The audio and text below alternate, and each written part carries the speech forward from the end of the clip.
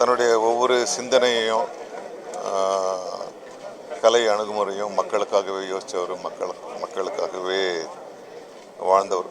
அவருடைய சொந்த வாழ்க்கையிலையும் சரி, சினிமாவிலையும் சரி. இன்றைக்கி ரொம்ப வன்முறையான படங்கள் நிறைய வருது. கேட்டால் மக்களுக்காக நாங்கள் எடுக்கிறோம், மக்கள் விரும்புகிறாங்கன்றாங்க. ஆனால் உண்மையில் மக்களுக்காக படம் எடுத்த இயக்குனர் என்னுடைய அண்ணன் வி. சேகர் அவர்கள்தான். இன்றைக்கி அவர் பண்ண படங்களுக்கான இடம் வெற்றிடமாகவே இருக்குது.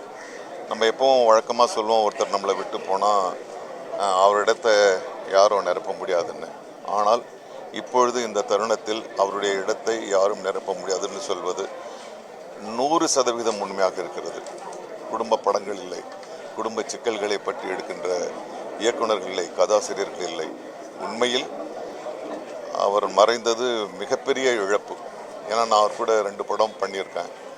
அவர் என்ன மாதிரியான ஆள்னு தெரியும், எவ்வளோ எளிமையான ஆள். அவருடைய வெற்றிக்கும் அவருடைய அவருடைய நடத்தைக்கும் சம்பந்தமே இல்லை. மிக சாதாரணமாக அவர் எப்படி ஒரு அரசாங்க ஒரு சிப்பந்தியாக வந்தாரோ கடைசி வரைக்கும் அப்படி தான் இருந்தார். சிவப்பு சித்தாந்தத்தில் மிக மிக நம்பிக்கை உடையவர். எந்தெந்த இடத்துலலாம் அந்த சிவப்பு சித்தாந்தத்தை நடைமுறைப்படுத்த முடியுமோ அங்கெல்லாம் பண்ணுவார், பேசுவார்.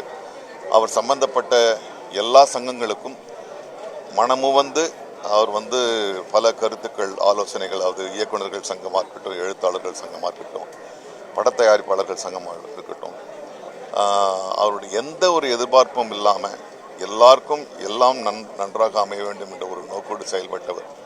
உண்மையில் ஒரு நல்ல மனிதர், நல்ல இயக்குனர் எங்களை விட்டு போய்விட்டார். அவருக்கு நன்றி செலுத்தும் விதமாக அவர் எடுத்த படங்களின் அடிப்படையில் நாமும் படமெடுக்க வேண்டும் என்பதுதான் என்னுடைய எண்ணம். அவரை இழந்து வாடுகின்ற குடும்பத்தாருக்கும், நண்பர்களுக்கும், அவருடைய உதவியாளர்களுக்கும், ரசிகர்களுக்கும் என்னுடைய ஆழ்ந்த அனுதாபங்கள் தென்னிந்திய நடிகர் சங்கத்தின் சார்பாகவும் நடிகர் சமூகம் சார்பாகவும் நன்றி. இப்போ பார்த்தா கூட நீ எப்படி படம் பண்ணணும், நீ எப்படி இந்த திரையுலகத்தில் வாழணும், எந்த பிரச்சனையும் எப்படி எதிர்க்கணும்னு கேட்காமலே அட்வைஸ் பண்ணக்கூடிய ஒரு அக்கறைமிக்க மனிதர். அவருடைய மரணம் உண்மையிலே திரையுலகத்துக்கு பேரழிப்பு. இந்த மாதிரி படம் பண்ண இயக்குநர்கள்லாம் ரொம்ப குறைஞ்சி போயிட்டாங்க. வி. சேகர் சார் இறந்தது மூலம் இன்னும் அது ரொம்ப குறைவாயிடுச்சு.